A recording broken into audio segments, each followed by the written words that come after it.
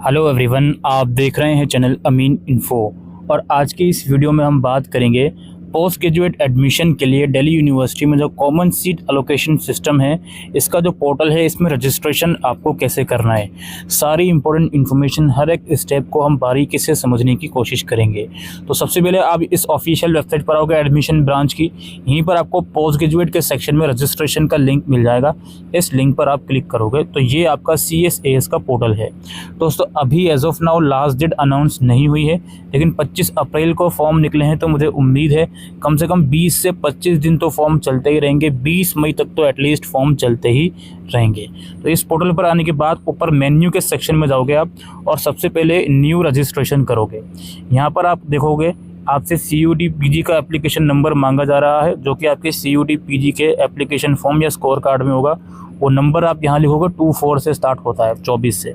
उसके बाद date of birth आप लिखोगे, जो आपने CUET के फॉर्म में डेट ऑफ बर्थ लिखी है। अगर उसमें गलत लिखी हुई है तो वही वाली लिखोगे आप। फिर यहाँ पे कैप्चा कोड लिखोगे, उसकी मदद से रजिस्टर बटन पे क्लिक करोगे। जैसे ही आप रजिस्टर बटन पे क्लिक करते हो तो CUET के अंदर जो आपने ईमेल दिया था CUET के फॉर्म में, उस ईमेल पर आपके पास OTP रिसीव होगा।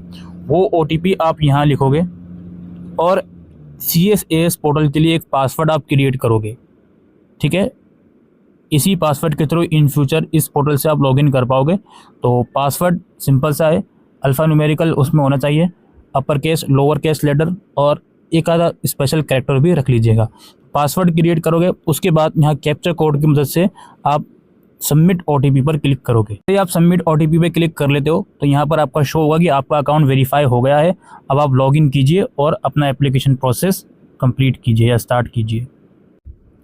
अब आपको क्या करना है, वापसी इस मेन्यू वाले ऑप्शन पे आना है, और इस बार अब आपको लॉगिन वाले ऑप्शन पे क्लिक करना है। ऑलराइट, लॉगिन वाले ऑप्शन पे क्लिक करने के बाद अपना एप्लीकेशन नंबर और जो पासवर्ड आपने जस्ट क्रिएट करा है उसकी मदद से और कैप्चा कोड की मदद से लॉगिन करना है। जैसे ही आप लॉगिन करोगे तो कुछ इस तरह का इंटरफेस आपके सामने आएगा। अब लॉगिन करने के बाद ऊपर की साइड में आप देखो, यहाँ पर काफ़ी सारे ऑप्शन है, प्रोफाइल, सेलेक्ट प्रोग्राम और entrance, enrolment details, CUET score card etcetera. तो सबसे पहला काम जो आपको करना है वो करना है प्रोफाइल बनाना। प्रोफाइल में कुछ बेसिक सी डिटेल्स आपसे मांगी जाएंगी, और इसी सेक्शन में कुछ बेसिक से डॉक्यूमेंट्स भी आपसे मांगे जाएंगे, वो आपको अपलोड करना है। ठीक है, प्रोफाइल बनाओगे, उसको लॉग भी करना होगा। उसके बाद फिर प्रोग्राम सिलेक्शन और बाकी के प्रोसेस जो है वो शुरू होगा। तो आप यहाँ प्रोफाइल वाले बटन पर क्लिक करोगे। तो वहाँ जाने के बाद अब देखिए कुछ बेसिक सी डिटेल आपको ऑलरेडी हुई हुई मिलेंगी एंटर, जो आपके CUET फॉर्म से ही इन लोगों ने उठा ली हैं। ईमेल वगैरह हो गया, आपकी कैटेगरी हो गई। अच्छा, कैटेगरी को आप चेंज भी कर सकते हो अगर चाहो तो। ठीक है, इधर कैटेगरी लिखी हुई है, इसको आप चेंज भी कर सकते हो। अगर आप पहले OBC करके आए थे, आप जनरल में जाना चाहते हो या वाइस वर्सा, तो उसको आप चेंज कर सकते हो। यहाँ नीचे अल्टरनेट ईमेल और अल्टरनेट मोबाइल नंबर आपको प्रोवाइड करना है। ईमेल चाहे ना करो तो चल जाएगा, लेकिन अल्टरनेट मोबाइल नंबर प्रोवाइड करना मैंडेटरी है, तो आप वहाँ पर प्रोवाइड कर दोगे। और नीचे आपको और डिटेल मांगी जाएंगी। ब्लड ग्रुप सेलेक्ट करना है, अपना रिलीजन सेलेक्ट करना है, क्या आप इंडियन सिटीजन हो वो सेलेक्ट करना है, ऑर्फन हो या नहीं वो सेलेक्ट करना है, और आपका किस डोमिसाइल में आप, मतलब किस स्टेट में आप रहते हो, वो सेलेक्ट करोगे। और यहाँ पे कुछ ऑप्शन खुलेंगे, आधार कार्ड, पासपोर्ट या वोटर ID कार्ड के, तो उसमें आधार कार्ड सिंपल सा सेलेक्ट कर लीजिएगा। यानी कि जो भी आप डोमिसाइल दे रहे हो उसका प्रूफ बेसिकली यहाँ पे सेलेक्ट करना है इस ड्रॉप डाउन लिस्ट में से। उसके बाद मदर टंग में जो भी आपकी मदर टंग है हिंदी, वो यहाँ पर लिख दीजिएगा। उसके बाद नीचे वाले स्टेप में आपको यूनिवर्सिटी ऑफ दिल्ली के अगर आप स्टूडेंट हो या रह चुके हो वो सेलेक्ट करना है। देखिए, अगर आप ग्रेजुएशन आपने DU या SOL या NC वेब से करी है तो आप यहाँ पर येस करोगे। करी है या करेंटली परस्यू कर रहे हो तो भी यहाँ पर आप येस करोगे। उसके बाद पासिंग ईयर क्या था आपका, वो आप यहाँ पे सेलेक्ट करोगे। उसके बाद अपना इनरोलमेंट नंबर लिखोगे, जो कि आपके मार्कशीट या प्रोविजनल सर्टिफिकेट में होगा। ठीक है, SOL के स्टूडेंट हो तो जिस भी ईयर का इनरोलमेंट है, जैसे 2020 का, तो 20 से शुरू होगा, 20 SOL करके इस तरह से इनरोलमेंट नंबर होता है। इसके बाद कॉलेज डिपार्टमेंट नेम सेलेक्ट करोगे, यहाँ पे school of open learning select करोगे अगर आप SOL के हो, या जो भी आपका स्कूल कॉलेज डिपार्टमेंट है DU का, वो यहाँ पर आप सेलेक्ट कर लोगे। उसके बाद अपना प्रोग्राम नेम सेलेक्ट करोगे। BA प्रोग्राम अगर आपका है तो थोड़ा सा लिस्ट में नीचे ड्रॉप डाउन करना, मास्टर्स के भी कुछ कोर्सेज आएंगे, उसके नीचे फिर से ड्रॉप डाउन करना, वहाँ पर आपको BA प्रोग्राम का जो नाम है वो दिख जाएगा, तो वो यहाँ पर आप सेलेक्ट करोगे। इसके बाद university of Delhi ward quota, आपके फादर या मदर में से कोई यूनिवर्सिटी ऑफ दिल्ली में अगर वर्क करता है तो उसको येस करोगे। और कौन वर्क करता है, फादर या मदर, वो यहाँ पर आप सेलेक्ट कर लोगे। उसके बाद फैमिली डिटेल्स आपको प्रोवाइड करनी है। फैमिली डिटेल्स में ये आपसे फादर और मदर का नाम पहले से ही ये एंटर हुआ हुआ दिखेगा आपको। इसमें जस्ट आपको फादर की एनुअल और मदर की एनुअल इनकम अगर प्रोवाइड करना चाहते हो तो कर सकते हो। कंबाइन इनकम आपको ज़रूर प्रोवाइड करनी पड़ेगी, वहाँ पर ऑप्शन होगा कंबाइन एनुअल इनकम, तो वो आप सेलेक्ट कर लीजिएगा। और मोबाइल नंबर भी आपको दोनों का प्रोवाइड करना होगा, जो भी घर में मोबाइल नंबर है वो यहाँ पर आप लोग लिख सकते हो। उसके बाद यहाँ पे PWD कैटेगरी अगर आपकी है तो वो सेलेक्ट करोगे, और आर्म फोर्स की कैटेगरी अगर आपकी आती है तो वो सेलेक्ट करोगे, नहीं आती तो नॉट एप्लीकेबल कर दोगे। उसके बाद एड्रेस सेलेक्ट करना है, एड्रेस लिखना है आपको अपना। अगर कॉरस्पॉन्डेंस और परमानेंट एड्रेस अलग अलग है तो एज यूजुअल अलग अलग लिखोगे, अगर सेम है तो कॉरस्पॉन्डेंस में अपना एड्रेस लिखिए और इस वाले बॉक्स में टिक कर दीजिए, तो परमानेंट एड्रेस में अपने आप ही वो कॉपी पेस्ट हो जाएगा। उसके बाद बैंक डिटेल्स आपको प्रोवाइड करनी है, ठीक है। ये if you don't have your own bank please provide detail of your parents guardian, तो अपने घर में फैमिली मेम्बर में से पेरेंट्स गार्डियंस की डिटेल भी आप प्रोवाइड कर सकते हो। अगर आपका खुद का बैंक अकाउंट नहीं है तो जिसकी भी डिटेल प्रोवाइड कर रहे हो उसका नाम, ठीक है, अकाउंट नंबर और किस बैंक में अकाउंट है, बैंक का नाम और IFSC कोड यहाँ पे लिखोगे आप। ये सारी डिटेल प्रोवाइड करने के बाद सेव और नेक्स्ट बटन पे क्लिक करोगे। उसके बाद ऊपर शो करेगा कि आपने क्या क्या डिटेल्स एंटर करी हैं। अगर अपडेट करना है तो यहाँ क्लिक करके अपडेट कर दो, अदरवाइज़ प्रोसीड टू नेक्स्ट पे क्लिक करो। उसके बाद अगला स्टेप है आपका स्पोर्ट्स कोटा डिटेल। अगर आप स्पोर्ट्स कोटा के अंदर अप्लाई करना चाहते हो तो यहाँ अपडेट डिटेल्स पर आप क्लिक करोगे, ठीक है। फिर यहाँ पे आपसे पूछा जाएगा स्पोर्ट्स कोटा का, तो आप लिख दीजिएगा। तो मैंने उसको अभी उस वाले स्टेप को मैंने छोड़ दिया है, बिकॉज अगर आपको करना है तो येस करके उसको आप सेलेक्ट कर लीजिएगा, अदरवाइज़ नो कर दीजिएगा। इसके बाद गैप ईयर अगर आपका है तो यहाँ पर सेलेक्ट करोगे येस या नो। पासपोर्ट अगर आपके पास है तो पासपोर्ट में येस सेलेक्ट करोगे और पासपोर्ट नंबर फिर यहाँ पे आपसे मांगेगा। अगर नहीं है तो नो सेलेक्ट करो और इस वाले ऑप्शन को सेव और नेक्स्ट करो। उसके बाद अगले स्टेप में कुछ बेसिक से डॉक्यूमेंट आपसे मांगे जाएंगे, फोटोग्राफ, सिग्नेचर। ये दोनों चीज़ें ऑलरेडी अपलोडेड आपको मिलेंगी। इसको मे भी आप चेंज भी कर सकते हो अगर चाहो तो, पर ये जो CUT फॉर्म वाला है वहीं से एक्सेप्ट कर लेगा। उसके बाद CUT PG का जो रिज़ल्ट है आपका जो आया था उसका स्क्रीनशॉट या PDF फॉर्मेट में आप बिल्कुल क्लियर पिक्चर होनी चाहिए, ब्लर ना हो, वो यहाँ अपलोड करोगे। और डेट ऑफ बर्थ सर्टिफिकेट यहाँ पर आपको अपलोड करना है, क्लास 10th जो कि मार्कशीट होती है वो यहाँ पे अपलोड करोगे। अब यहाँ पे मैं जनरल कैटेगरी चूज़ करके आया हूँ, तो मुझसे इस वाले स्टेप में कोई भी रिजर्व कैटेगरी का डॉक्यूमेंट नहीं मांगा गया है। तो मे भी अगर आप कैटेगरी चूज़ करते हो तो इस वाले स्टेप में आपसे डॉक्यूमेंट मांगा जा सकता है, या हो सकता है अगले स्टेप में मांगे, फाइनल स्टेप में, तो वो हम क्लियर कर लेंगे।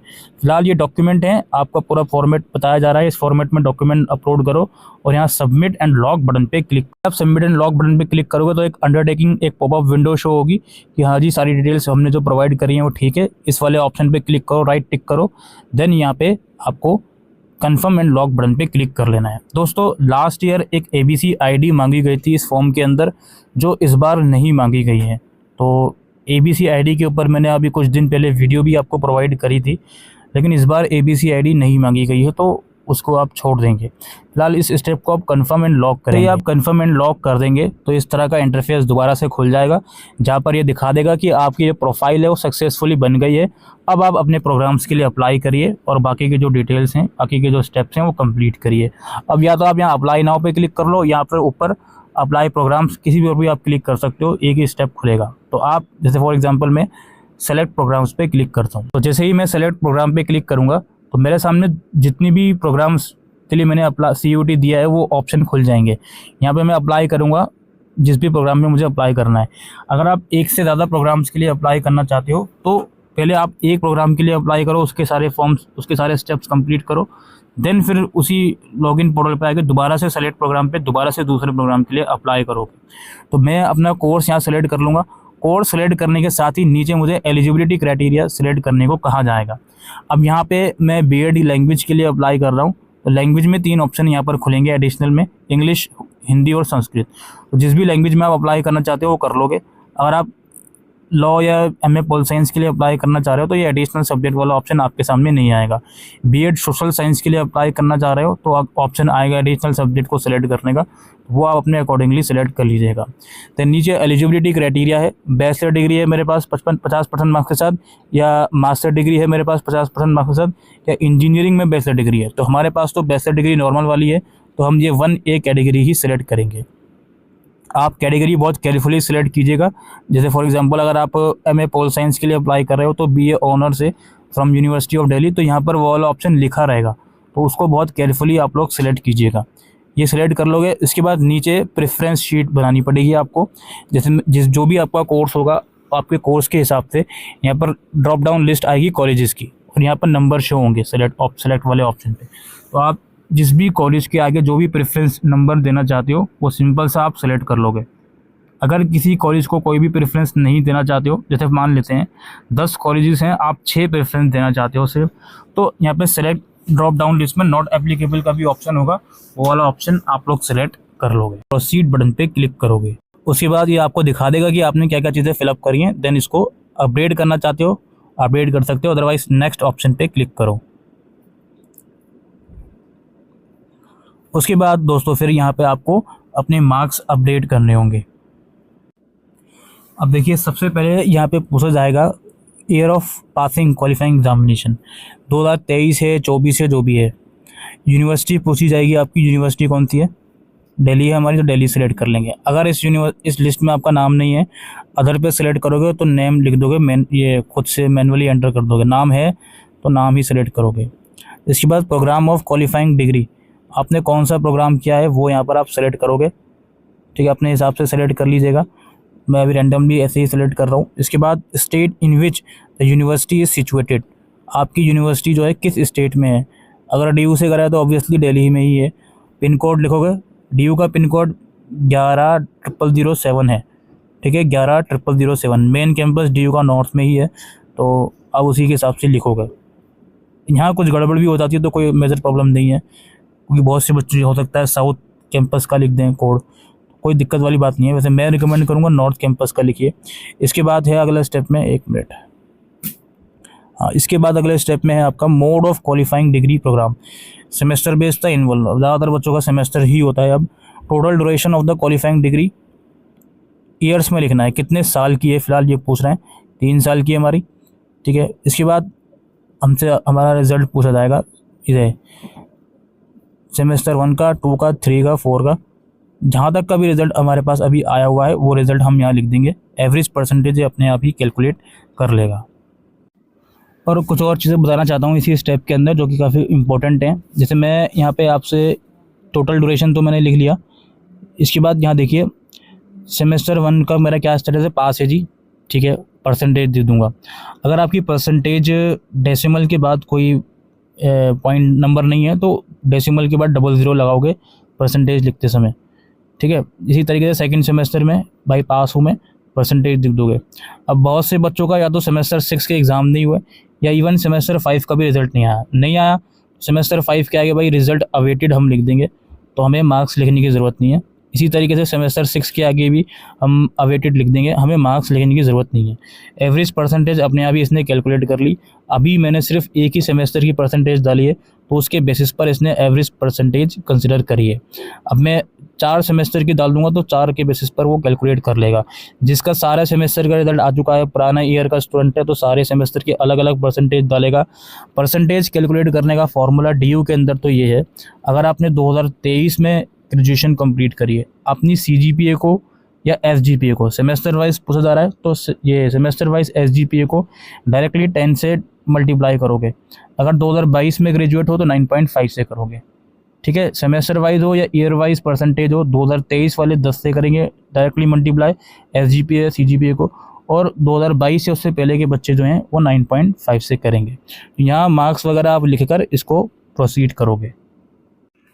तो एकेडमिक डिटेल्स जब आप सेव कर दोगे तो वो अपने आप शो कर देगा कि हाँ जी आपकी डिटेल सक्सेसफुली सेव हो चुकी हैं। एक बार दिखाएगा, वेरीफाई कर लीजिएगा, अदरवाइज अपडेट करना तो अपडेट कर सकते हैं, नेक्स्ट करेंगे। उसके बाद फाइनल ये सेकंड लास्ट स्टेप है हमारा डॉक्यूमेंट्स का। अंडरटेकिंग अपने आप ही ये लोग बोल रहे हैं refer to CSAS document for format. आपका जो CSAS का जो डॉक्यूमेंट आया था उसमें एक अंडरटेकिंग है उन बच्चों के लिए जिनका ग्रेजुएशन पूरा नहीं हुआ है।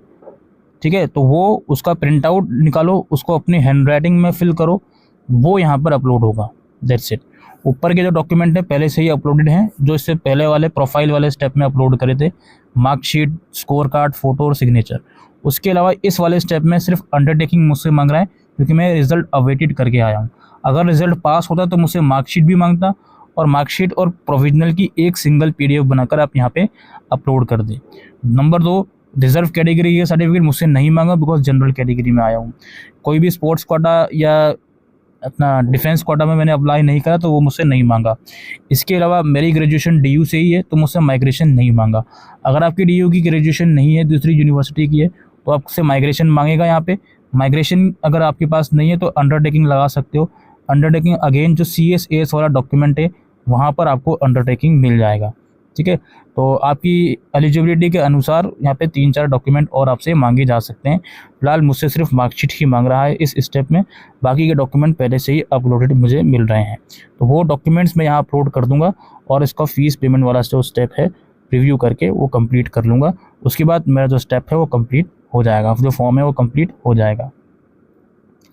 उसके बाद अगर मुझे किसी दूसरे प्रोग्राम के लिए अप्लाई करना होगा तो दोबारा से मैं होम पर आऊँगा और दोबारा से मैं सेलेक्ट प्रोग्राम पे क्लिक करके दूसरे प्रोग्राम के लिए अप्लाई कर दूंगा। तो यही प्रोसेस है दोस्तों DU के कॉमन सीट एलोकेशन सिस्टम के एप्लीकेशन फॉर्म का। आई होप ये वीडियो आपको यूज़फुल लगी हो, तो वीडियो को शेयर कीजिएगा।